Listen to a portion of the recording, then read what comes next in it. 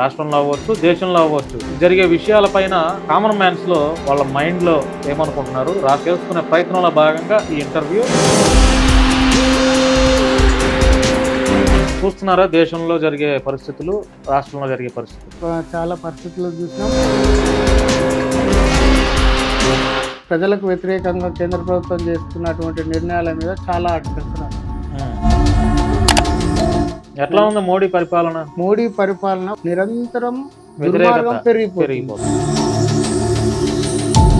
మోడీకి వ్యతిరేకంగా మాట్లాడినా, మోడీ ప్రభుత్వానికి వ్యతిరేకంగా మాట్లాడినా ఎమ్మటే సిబిఐ వాళ్ళు వస్తారు, లేదా ఎన్ఐఏ వాళ్ళు వస్తారు, ఈడీ వాళ్ళు వస్తారు.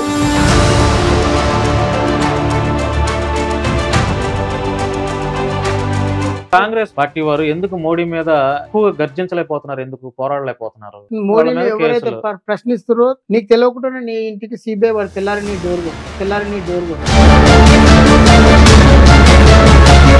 మరి ఇక మోడీ పాలన అంతం లేదా? మోడీ పాలనకు అంతం ఎప్పుడుందంటే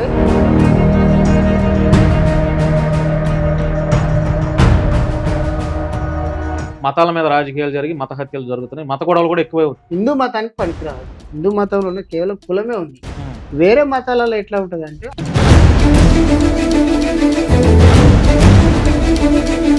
మోడీకి వ్యతిరేకంగా నీకు ఏ న్యూస్ ఛానల్ అన్నా వ్యతిరేకంగా నీకు ఒక స్టేట్మెంట్ రిలీజ్ చేస్తుందా?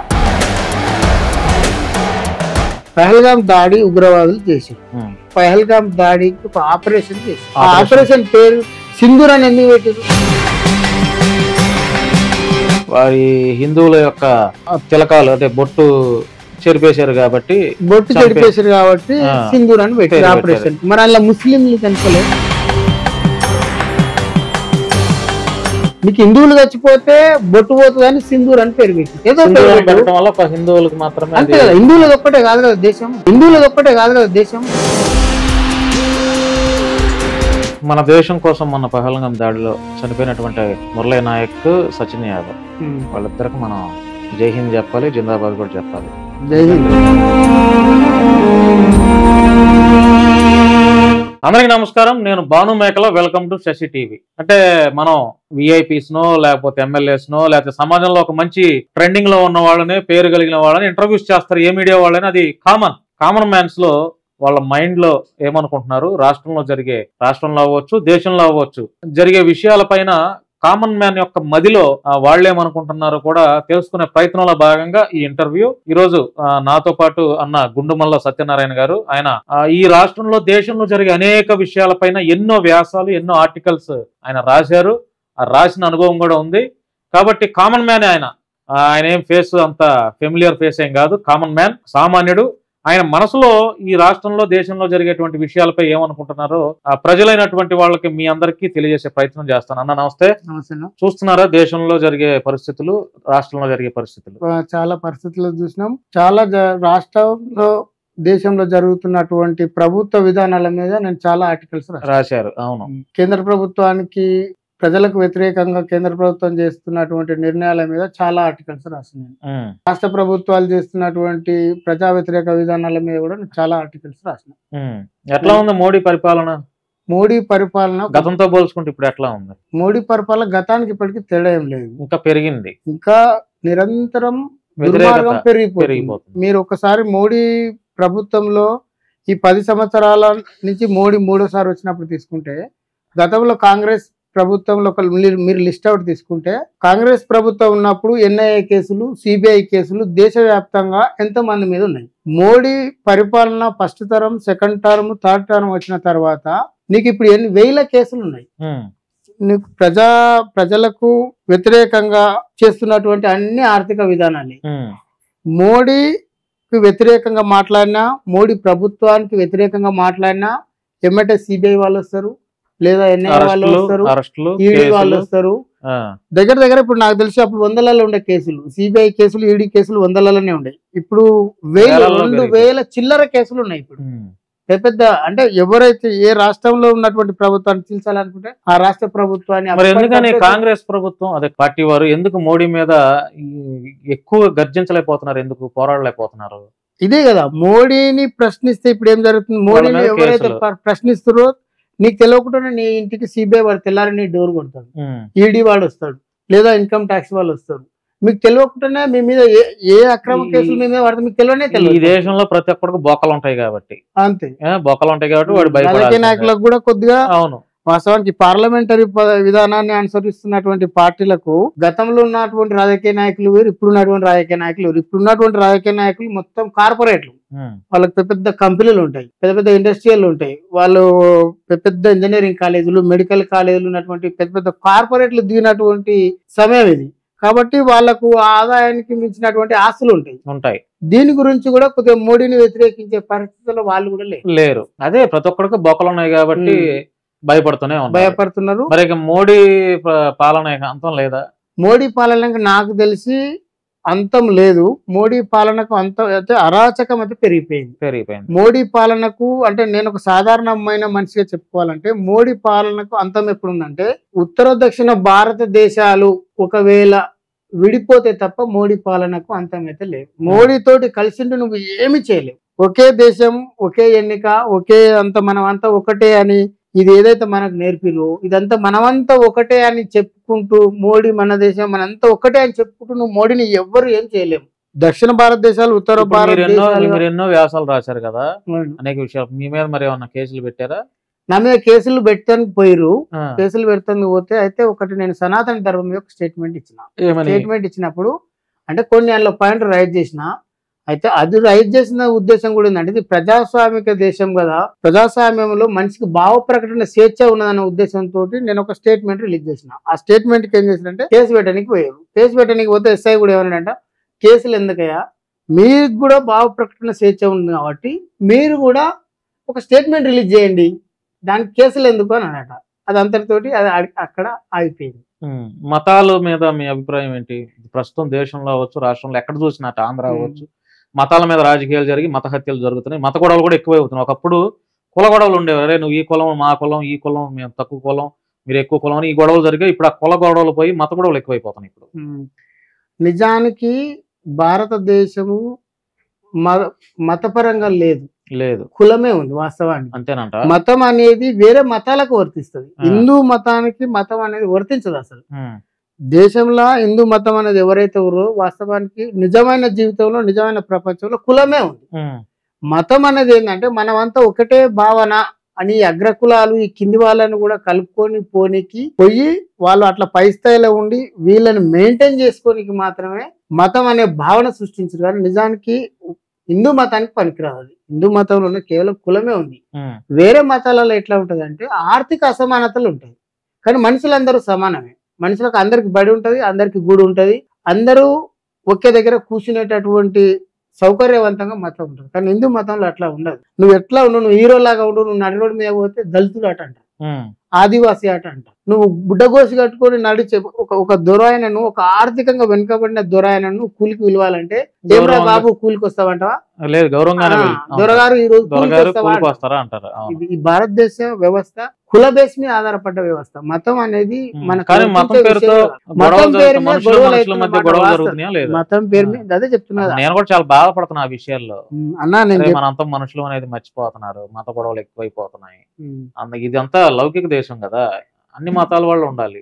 అన్ని మతాల వాళ్ళు ఉండాలి. లౌకిక దేశం అని అప్పుడున్నటువంటి మేధావులు రాసుకున్నారు, లౌకిక దేశం అని రాసుకున్నారు. ఎందుకంటే నిజానికి లౌకిక దేశం అంటే అన్ని మతాలు కాదు, ఒక హిందూ మతంలోనే ఎన్నో రకాల సాంప్రదాయాలు ఉన్నాయి.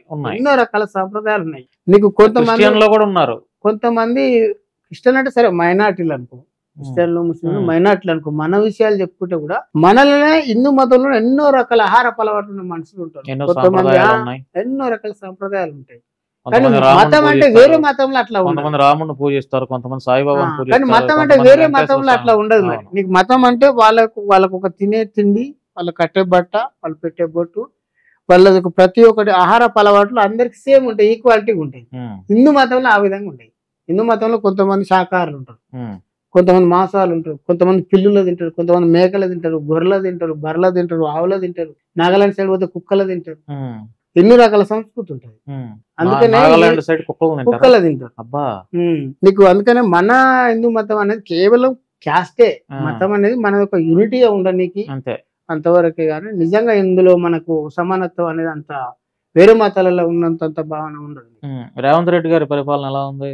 రేవంత్ రెడ్డి గారి పరిపాలన హామీలు అమలు చేస్తున్నాడా? హామీలు అమలు చేసే పరిస్థితులలో కూడా ఇప్పుడు ఒక చిన్న విషయం చెప్తా బ్రదర్, ప్రజాస్వామ్యం ఎక్కడి దాకా వెళ్ళిపోయిందంటే ఎవ్వరు పరిపాలించాలన్నా కూడా వాస్తవానికి ప్రభుత్వాల చేతిలో ఏమీ లేదు.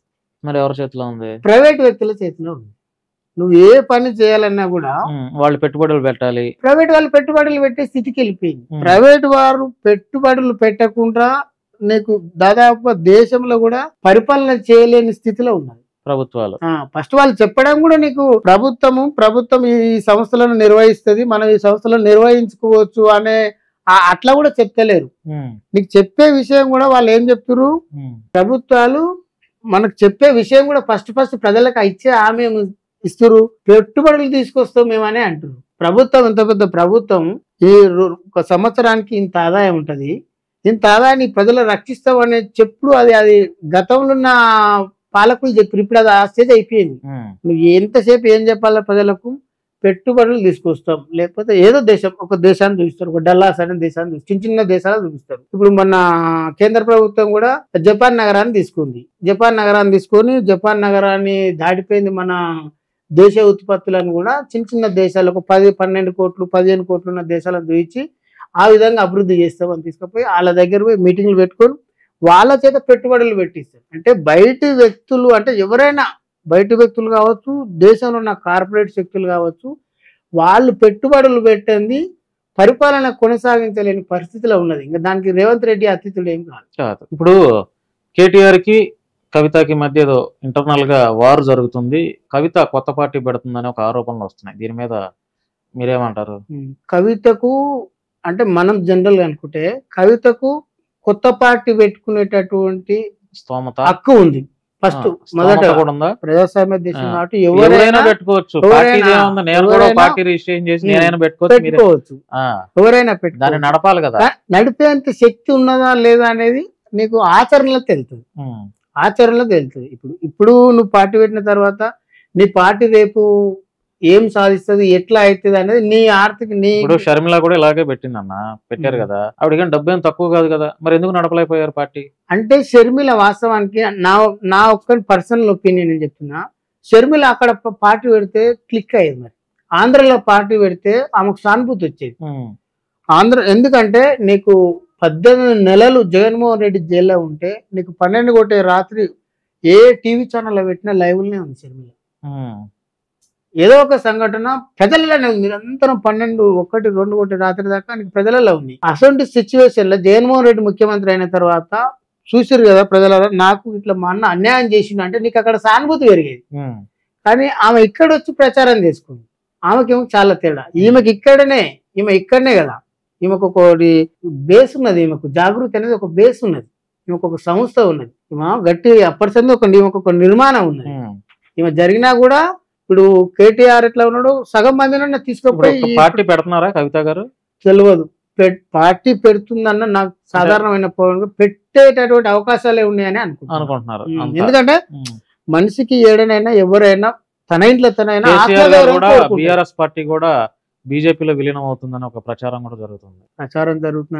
ప్రచారం జరుగుతున్న మాట వాస్తవమే, కానీ స్వయాన కేసీఆర్ కూడా కాంగ్రెస్ పార్టీలో విలీనం చేస్తానని చెప్పి వచ్చి కూడా చేయలే.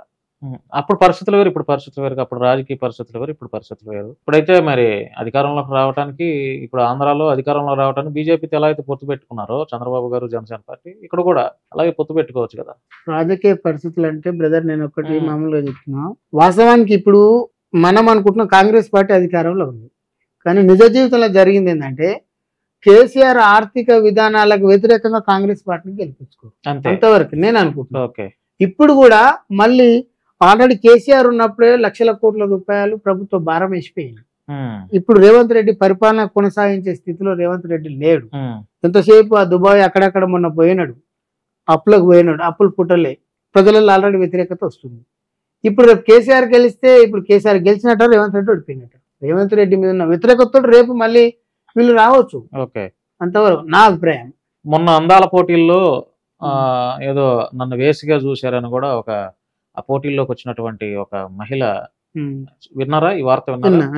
ఇది నిజంగానే జరిగిందంటారా? అది నిజంగా జరిగిందా జరగలేదా అనేది పక్కకు పెడితే నా అభిప్రాయం, ఒక స్త్రీని అట్లా 100 మందిలో తీసుకొచ్చి స్త్రీ యొక్క భాగాలు అట్లా చూయించి ఈమె అందమైనది, ఈమె అందంగా లేదు, ఇంత వేలాది కోట్లాది మందిలా ఈ స్త్రీ అందమైనది అని చెప్పడం అది కరెక్ట్ కాదు.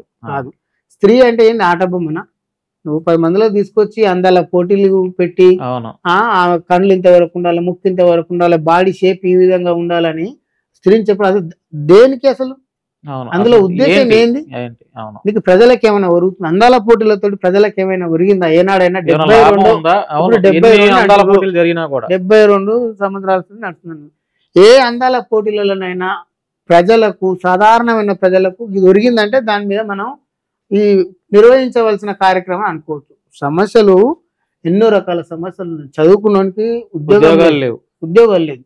భారతదేశ వ్యవస్థ కోట్లాది మంది నిరుద్యోగ, కొన్ని యూరోప్ లో చిన్న చిన్న దేశాల జనాభాతో సమానంగా ఈ దేశంలో నిరుద్యోగ వ్యవస్థ ఉంది. ప్రధానమైన విషయాలను పక్కకు పెట్టి అందాల పోటీలు నిర్వహిస్తున్నాం అంటే, ఈ అందాల పోటీలతోటి నిర్వహించే దేశాలు ఎప్పుడన్నా మనకు ఒక స్టేట్మెంట్ ఇచ్చినాగో మా దేశంలో మేము అందాల పోటీలు నిర్వహించినాం, ఇగో ఇంత సాధారణమైన పౌరులకు లబ్ధి చేకూరిందన్న మాట మనం ఎప్పుడన్నా విన్నామా? వినలేదు కదా. కాబట్టి అందాల పోటీలు, స్త్రీని అట్లా 10 మందిలో తీసుకొచ్చి ఈ అందాల పోటీలు నిర్వహించడమే నాకు మాది వ్యతిరేకించవలసిన విషయం అన్న. ఇప్పుడు జర్నలిజం విలువలు దిగజారిపోయాయి నేను అంట. మీడియా మీద, జర్నలిజం మీద, జర్నలిస్టుల మీద నీ అభిప్రాయం ఏంటి? జర్నలిజం కూడా ఒకప్పుడు ఎట్లా ఉందంటే స్వతంత్రంగా ఉండే, అంటే నా పర్సనల్ అభిప్రాయం, ఒకప్పుడు స్వతంత్రంగా జర్నలిజం ఉండే. ఇప్పుడు మీడియా ఎట్లా ఉందంటే ఏదో పార్టీకి అనుకూలంగా అట్లా వెళ్ళిపోయారు. ఏదో ఒక పార్టీకి అనుకూలంగా ఉన్నారు. పార్టీలు కూడా ఇప్పుడు ఎట్లా 100 కోట్ల రూపాయల ఫండ్ తోటి నడుస్తాయి. ఇప్పుడు వాళ్ళే ఈ పార్టీలను గైడ్ చేస్తున్నారు. ఇప్పుడున్న మీడియా ఏమైనా, ఇప్పుడు సోషల్ మీడియా ఉంది చూడు, యూట్యూబ్ కానీ ఫేస్బుక్ కానీ, సోషల్ మీడియాలో ఉన్న వ్యక్తులు మాత్రమే స్వతంత్రంగా ఉన్నారు. వాళ్ళు ఎవరికి సరెండర్ కాకుండా ఉన్నారు, ఏ పార్టీకి లొంగకుండా ఉన్నారు అని నేను అనుకుంటున్నా. కానీ పెద్ద పెద్దగా ఏదైతే న్యూస్ ఛానల్స్, ఇప్పుడు మీరు కేంద్రంలో చూడండి, నేషనల్ మీడియా, ప్రతి ఒక్క మీడియా మోడీకి లోబడే ఉంది.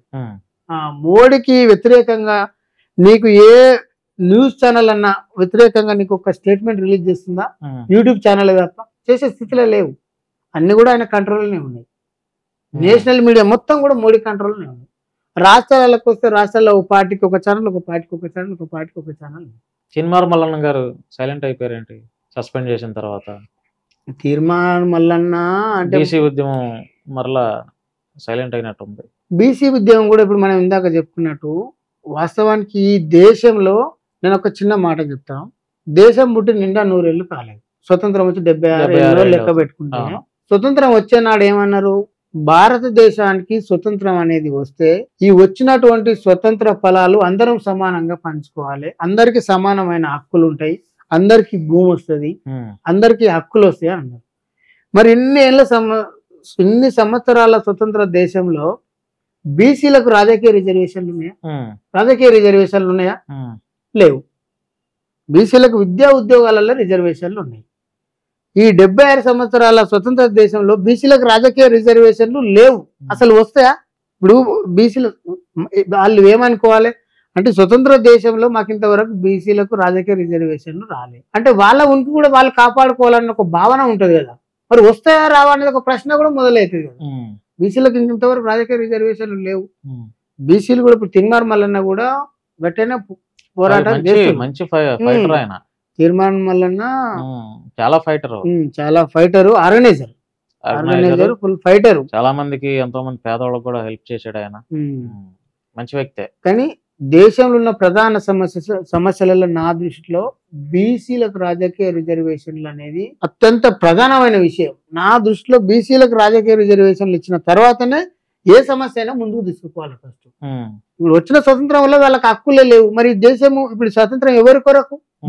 బీసీ అనేవాడు ఒక ప్రశ్న వేసుకుంటాడు, ఈ వచ్చిన స్వతంత్రం వల్ల మాకు రాజకీయ రిజర్వేషన్ ఇంతవరకు రాలే, మరి వచ్చిన స్వతంత్రం ఎవరి కొరకు? మెజారిటీ ప్రజలు వాళ్ళు, ఎస్సీ ఎస్టీలు తప్పిస్తే మీకు మెజారిటీ ప్రజలు బీసీలే. వచ్చిన స్వతంత్రం వల్ల వాళ్ళకి రిజర్వేషన్లు లేవు. మరి స్వతంత్రం వచ్చే స్వతంత్రం ఎవరి కొరకు? వాళ్ళకు కూడా భావన ఉంటది కదా, సరే బీసీలకు రిజర్వేషన్ ఇస్తే దేశంలో అన్ని సమస్యలు పోతాయా అనేది వేరే విషయం. కానీ మనిషి అయితే కోరుకుంటాడు కదా, వచ్చిన స్వతంత్రంలో మాకు కూడా హక్కు ఉండాలనే ఒక మనిషికి ఒక భావన ఉంటది కదా. అట్లా నేను అనేది ఈసారి మరలా 2029 ఎన్నికల్లో తెలంగాణలో ఏ పార్టీ అధికారంలోకి రావడానికి ఎక్కువ అవకాశం ఉంది? ప్రస్తుతం ఈ రోజు వరకు జరుగుతున్న పరిణామాలు చూస్తే. ఇప్పుడు ఇంతకు ముందే చెప్పుకున్న విషయం కూడా అదే. కేసీఆర్ మీద ఉన్న వ్యతిరేకతతోటి రేవంత్ రెడ్డి గెలిచింది. కేసీఆర్ ఆర్థిక విధానాలను కొంతమంది స్వతంత్రంగా ఉండేటటువంటి, ఏ పార్టీకి అనుకూలంగా లేని సోషల్ మీడియా, ఏ పార్టీకి అనుకూలంగా లేనటువంటి రాష్ట్రంలో ఉన్నటువంటి కొంతమంది మేధావులు, కొంతమంది లెఫ్ట్ భావజాలం ఉన్నటువంటి మేధావులు, వీళ్ళందరూ కూడా కలిసి కేసీఆర్ ఆర్థిక విధానాలు, కేసీఆర్ ప్రజా వ్యతిరేక విధానాలను మొత్తం ప్రచారం చేశాడు. అట్లా చేసి చేసి చేసి కాంగ్రెస్ పార్టీ ముందుకు వచ్చింది. కాంగ్రెస్ పార్టీకి కూడా ఎందుకు వేసాడంటే, రేపు 2 సార్లు చూసినాం కదా, ఈయన రేవంత్ రెడ్డి ఈ తిరిగి మాట్లాడుతున్నాడు కదా, రేపటి నాడు ఎట్లా ఉంటుందో పాలన అని అనుకున్నారు. కానీ ఇప్పటికే నీకు రేవంత్ రెడ్డి పాలన కూడా ఒక కాళ్ళ మీద కుంటుకుంటా పోతున్నట్టునే ఉన్నది. రేపటి నాడు కూడా మళ్ళీ కేసీఆర్ హైడ్రా కూడా ఆయన చాలా డ్యామేజ్ అయింది కదా. హైడ్రా వల్ల చాలా డ్యామేజ్ అయింది. చాలా మంది పేదవాళ్ళు, చాలా మంది ఉపాధి కోల్పోయారు అక్కడ, ఇల్లులు కష్టపడి. అదైతే చాలా పెద్ద మొత్తం మీద ఆయన మీద వ్యతిరేకత అయితే స్టార్ట్ అయింది. వ్యతిరేకత ఉన్నది. హైడ్రా ఎవరైతే నీకు ప్రభుత్వ స్థలాలలో ఇల్లు కట్టుకున్నారో వాళ్ళకు ఇంకా వేరే ప్లేస్ చూపించి వాళ్ళకి లోన్లు తీసుకొని ఇల్లు కట్టుకున్నారు కదా. లోన్లు తీసుకొని ఇల్లు కట్టుకున్నారు. మా ఇచ్చే లోన్ మళ్ళీ ఒకసారి లోన్ తీసుకుంటే ఆ లోన్ క్లియర్ అయినాక నీకు లోన్ ఉండదు. ఇంకేంటన్నా తెలంగాణలో రాజకీయాలు చెప్పిన బీజేపీ పరిస్థితి ఏంటి? తెలంగాణలో బండి సంజయ్ గారు, రఘునందన్ గారు ఏదో మొన్న కబ్జా ఏదో చేశారంట కదా. రఘునందన్ గారు కబ్జా చేశారు ఉన్నది. ఇంకా ఆధారాలు అయితే ఏం బయటపడలేదు. కానీ బీజేపీ పార్టీ భావజాలం వాస్తవానికి తెలంగాణలో లేదు. కానీ తెలంగాణ కూడా ఇది ఒక సాయుధ పోరాటం ద్వారా, గతంలో సాయుధ పోరాటాల ద్వారా వచ్చినటువంటి తెలంగాణ, సాయుధ పోరాటం చేసినటువంటి ప్రాంతం ఇది. ఈ ప్రాంతంలో కమ్యూనిస్ట్ భావజాలం ఎక్కువ ఉంటుంది. ఈ మధ్య కాలంలో బీజేపీ భావజాలం వచ్చింది. గెలిచినటువంటి వాళ్ళు కూడా ఎంపీ స్థానాలు ఎక్కడెక్కడైతే గెలిచిరో, ఈ గెలిచినటువంటి స్థానాలు కూడా ఈ కేసీఆర్ మీద ఉన్నటువంటి వ్యతిరేకతతో కొద్దిమంది పోవడం, కాంగ్రెస్ పార్టీ పని అయిపోయింది అనుకొని పోయినటువంటి జనాల ద్వారా గెలిచారు. అంతేగాని ఇక్కడ బీజేపీ పార్టీ భావజాలం ఎప్పటికీ కూడా పురుడు పోసుకోవాలి. 8 మందికి వస్తే రావచ్చు, కానీ దీంతో ఇంక అంతమే అయిపోతుంది. రేపు నరేంద్ర మోడీ పాలనే అంతమే అయిపోతుంది. ఇంకా ఇక్కడ చెప్పాల్సిన పని అయితే ఏం లేదు. ఈ 8 మంది వరకు కూడా కాంగ్రెస్ మీద ఉన్న వ్యతిరేకత, అంటే కాంగ్రెస్ పార్టీకి భవిష్యత్తు లేదని కొద్దిమంది పోయారు. టిఆర్ఎస్ లో ఉన్న వాళ్ళు టిఆర్ఎస్ వ్యతిరేకతతో కొద్దిమంది పోయి అక్కడ ఒక గుంపు జమాయి అంతవరకు. కానీ బీజేపీ పార్టీ ఇంతవరకే లాస్ట్ అనుకుంటున్నాను. ఇంతకంటే ఒక సీటు కూడా రాదు, ఇంకా బేజారిపోతుంది అంతే. ఆ భావజాలం లేదు ఇక్కడ. బీజేపీ పార్టీ భావజాలం అంటే అది ఆ భావజాలం ఉన్న ప్రాంతం కాదు. ఇది కమ్యూనిస్టు భావజాలం, లౌకిక తత్వం ఉన్న భావజాలం ఉన్నటువంటి ప్రాంతం తెలంగాణ. మన దేశం కోసం మన పహల్గాం దాడిలో చనిపోయినటువంటి వీర జవాన్లకి మనం జిందాబాద్ చెప్పాలి. మురళీ నాయక్, సచిన్ యాదవ్ వాళ్ళిద్దరికి మనం జై హింద్ చెప్పాలి, జిందాబాద్ కూడా చెప్పాలి. ఎందుకంటే చనిపోయారు, ఇద్దరు మన దేశం కోసం చనిపోయారు. వాళ్ళ తల్లిదండ్రులు కూడా మనం సానుభూతి తెలియజేయాలి. బ్రదర్, దేశం కొరకు పోరాడడం అనేది అదొక త్యాగమే. అయితే పహల్గాం దాడి మీరు గుర్తు చేశారు కాబట్టి నేను ఒక విషయం చెప్పదలుచుకున్నా. పహల్గాం దాడి ఉగ్రవాదులు చేశారు. ఉగ్రవాదులు దాడి చేస్తే ఉగ్రవాదులను ఏరివేతకు పహల్గాం దాడికి ఒక ఆపరేషన్ చేశారు. ఆ ఆపరేషన్ పేరు సింధూర్ అని పేరు. సింధూర్ అని ఎందుకు పెట్టారు? వారి హిందువుల యొక్క తిలకాలు అంటే బొట్టు చెరిపేశారు కాబట్టి సింధూర్ అని పెట్టారు ఆపరేషన్. మరి అలా ముస్లింలు చనిపోలేదా? ముస్లింలు కూడా చనిపోయారుగా. ఒకవేళ క్రైస్తవులు చనిపోతే మరి అదే అంటే చనిపోయిన దాంట్లో పేరులోనే నీ యొక్క భావజాలం కనిపిస్తుంది. టెర్రరిస్టులను ఏరువేయదని ఎవరు కూడా అంటలేరు. ఈ దేశము లౌకిక తత్వ దేశం. ఇండియా పేరుతో చెప్పొచ్చుగా. అదే అంటున్నా. ఇప్పుడు ఉగ్రవాదులను ఏరువేయాలని అందరం అంటున్నాం. బీజేపీ ఒక్కరే అంటురా, హిందువులు ఒక్కరే అంటురా, సిక్కులు ఉగ్రవాదులను ఏరువేయాలంటలేదా, ముస్లింస్ ఉగ్రవాదులను ఏరువేయాలంటలేదా, క్రిస్టియన్ ఉగ్రవాదులను ఏరువేయాలంటలేదా? అంటే నీకు హిందువులు చచ్చిపోతే బొట్టు పోతుందని సింధూర్ అని పేరు పెట్టినావు. మరి నీ దీపియాలను పాకిస్తాన్ తోటి కొట్లాడుతున్నావు. పాకిస్తాన్ తోటి కొట్లాడుతందుకు ఈ దేశంలో అబ్దుల్ కలాం తన జీవితాన్ని దారపోసి మిజైల్స్ తయారు చేసి ఇచ్చిపోయాడు మన ఇండియా. మరి అలా అబ్దుల్ కలాం బతుకుంటే నువ్వు ఆపరేషన్ సింధూర్ అని పేరు పెడితే అబ్దుల్ కలాం గుండా చచ్చిపోయేవాడు కదా. అంతే కదా. నువ్వు ఉగ్రవాదులను మీదకి గల్ల వేసుకొని మనం పోతున్నాం కదా. నీకు మిజైల్స్ సాంకేతిక పరిజ్ఞానం ఎవరు అందించారు? అబ్దుల్ కలాం పెళ్లి చేసుకోకుండా జీవితం దారపోస్తే గానీ మన దేశానికి ఇలా మిజైల్స్ తయారు కాలేదు. అవును, నువ్వు ఇలా ఎట్లా ఉరుకుతున్నావు పాకిస్తాన్ మీదకి? జీవితం దారపోసిండు. నువ్వు సింధూరాన్ని పెడితే నీకు అలా ఉన్న సైంటిస్టులని ఇప్పుడు సింధూరాన్ని పెట్టకుండా 3 మతాల కంటే క్రైస్తవులు ముస్లింలకి అందరికి కలిసి వచ్చేటట్టు ఏదో పేరు పెట్టు, ఏదో పేరు పెట్టడం వల్ల ఒక హిందువులకు మాత్రమే. అంతే కదా, హిందువులది ఒక్కటే కాదు కదా దేశం, హిందువులది ఒక్కటే కాదు కదా, ముస్లింస్ ఉన్నారు, బౌద్ధులు ఉన్నారు, జైనులు ఉన్నారు, క్రిస్టియన్స్ ఉన్నారు, సిక్కులు ఉన్నారు. స్వతంత్ర పోరాటం గురించి ఫస్ట్ సిక్కులు ఎక్కువ పోరాడారు, కూడా ఎక్కువ ఉన్నారు దాంట్లో. ముస్లింస్ పెద్ద కీరోలు పెట్టారు, ముస్లింస్ బ్రాహ్మణ్స్ కీరోలు. ముస్లింస్ కు విపరీతమైన ఆధారం ఉంది అప్పట్లో, ఎందుకంటే బయట నుంచి వచ్చిన కానీ వాళ్ళు జమీందారులతో సమానంగా ఉన్నారు ఆ రోజు.